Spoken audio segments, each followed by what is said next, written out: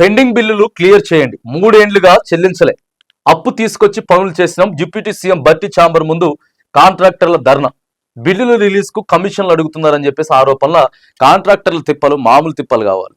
చిన్న చిన్న కాంట్రాక్టర్లు, పెద్దోళ్ళు అంటే మెగా కృష్ణారెడ్డో లేకపోతే గై కావులేండి, ఆ పెద్ద పెద్దవి కావు. ఎల్ఎన్టీలు మెగా వాళ్ళు కాదు, వాళ్ళు దోసుకునేటంటే దోసుకున్నారు. కానీ రోడ్లు పోసి, చిన్న చిన్న సీసీ రోడ్లు పోసి, స్కూల్ బిల్డింగులు కట్టి, చిన్న చిన్న బ్రిడ్జిలు కట్టి ప్రభుత్వం చాలా శాంక్షన్ చేసింది. కేసీఆర్ ప్రభుత్వం ఉన్నప్పుడు వాస్తవంగా నియోజకవర్గానికి 100 కోట్లు ఇచ్చేటటువంటి ప్రయత్నం చేశారు, కానీ మన బిల్లులు రాలే. అప్పుడు తప్పిదం కేసీఆర్ది కూడా ఉంది. కాంట్రాక్టర్లు చాలా ఇబ్బందులు పడ్డారు, అది మాత్రం వాస్తవం. అక్కడ కేసీఆర్ ప్రభుత్వం కానీ ఇక్కడ రేవంత్ రెడ్డి ప్రభుత్వం కానీ చాలా, ఎందుకనంటే అప్పులు చేసుకొచ్చి పెట్టినాయి కదా. మినిమం ₹1 కోటి ఉంటాయి ఒక్కొక్క రావాల్సినటువంటి కాంట్రాక్టర్కి, 1 కోటి పైగానే ఉంటాయి. మరి వీళ్ళంతా బిల్లులు ఇస్తామని చెప్పారు కదా ప్రభుత్వం వచ్చిన తర్వాత. మరి బిల్లులు ఏమైపోయినాయి? అంత కాకపోయినా సరే కొంచెం సగమైనా సరే రోజు వీళ్ళు ఫైళ్లు పట్టుకొని, నిజంగా కాంట్రాక్టర్లు ఫైళ్లు పట్టుకొని ఆర్ఎన్బి ఆఫీసర్కి, తర్వాత ఎగ్జిక్యూటివ్ ఇంజనీర్ ఆఫీస్కి, వీళ్ళందరూ తిరుగుతా ఉన్నారు. ఇప్పటికి తిరుగుతూనే ఉన్నారు. రోడ్లు పోసిన వాళ్ళు ఆ రోడ్లు కూడా పోసిర్రు, మళ్ళీ అవి కూడా కొద్దిగా కొట్టకపోయినాయి. ఈ 3 ఏళ్ళ కొద్దిగా కొట్టకపోయినాయి కానీ బిల్లులు రాలే. నిన్న డిప్యూటీ సీఎం బట్టి విక్రమార్క ఆయన ఛాంబర్ ముందు ధర్నా చేసేటువంటి ప్రయత్నం చేశారు. కనీసం సగవాన్ని ఇవ్వండి బాబు, మాకు బిల్లులు ఆగమాగం ఉందని చెప్పి. ఇగో 3 ఏళ్లుగా పెండింగ్ లో ఉన్న తమ బిల్లును చెల్లించాలని కాంట్రాక్టర్లు డిమాండ్ చేశారు. బిల్లు రిలీజ్ చేసేందుకు కొందరు 20% కమిషన్లు అడుగుతున్నారట. మళ్ళీ ఇప్పుడు అసలుకే మిత్తిలే ఎక్కువైపోయినాయి. ఈ 3 సంవత్సరాలలో తీసుకొచ్చినటువంటి పైసలకి మిత్తిలే ఎక్కువైపోయినాయి.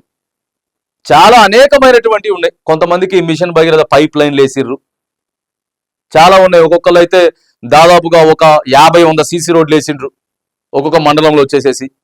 100 సీసీ రోడ్లు అంటే ఒక్కొక్క సీసీ రోడ్ 5 లక్షల వాల్యూ, అంటే ఒక 50 లక్షలు. చూడండి మరి, 50 లక్షలు ఏంది, 100 సీసీ రోడ్లు అంటే దాదాపుగా 5 కోట్లు. ఇట్లా చాలా మందికి ఆగిపోయి ఉన్నాయి. అంత మొత్తం ఎక్కడి నుంచి తేవాలని ప్రశ్నించారు. అప్పులు తెచ్చి మరి పనులు చేశామని, వాటికి వడ్డీలు కట్టేందుకే తీవ్ర ఇబ్బందులు ఎదుర్కొంటున్నామని చెప్పారు.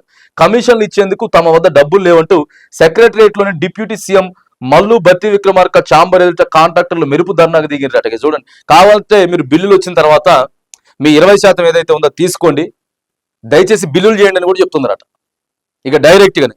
కానీ ఇప్పుడైతే తీసుకురమ్మంటే మా వల్ల కాదు సార్ అని చెప్పేసి అని అంటున్నారట. ఏదేమైనా కానీ ప్రభుత్వం ప్రస్తుతం డిప్యూటీ సీఎం బట్టి గారు ఆలోచన చేయండి కాంట్రాక్టర్ల గురించి వెళ్ళి.